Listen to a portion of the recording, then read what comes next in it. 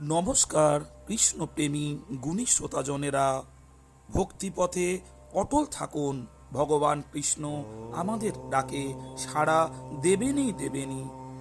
বনের গভীরে এক শান্ত আশ্রম, কুটির ছায়ায় বসে আছেন পাণ্ডবগণ। তাদের পাশে দ্রৌপদী, চর্মবস্ত্রে পরিহিত, বঞ্চিত রাজ্য থেকে, কিন্তু অধিকারহীন নন, কারণ তাদের পাশে এসেছেন স্বয়ং ভগবান শ্রীকৃষ্ণ। দ্রৌপদী কাঁপা কণ্ঠে প্রশ্ন করছেন, হে মাধব, আমি কি ভুল করেছিলাম?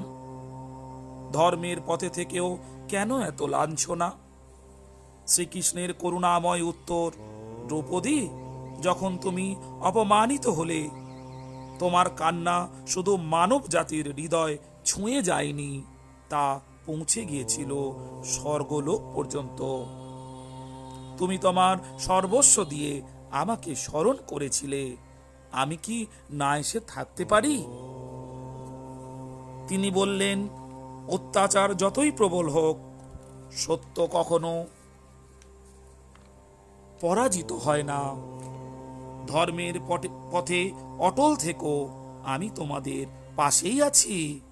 সময় হলেই অন্যায়ের পতন হবে এবং ধর্মরাজ্য প্রতিষ্ঠা হবে।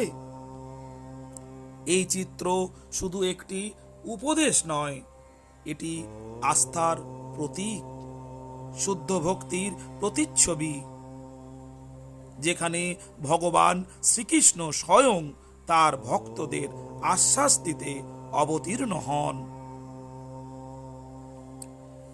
হে ভক্তজন, আজ যদি তুমি কখনো অন্যায়ের শিকার হও, তবে স্মরণ রেখো, আমি তোমার প্রার্থনা শুনছি।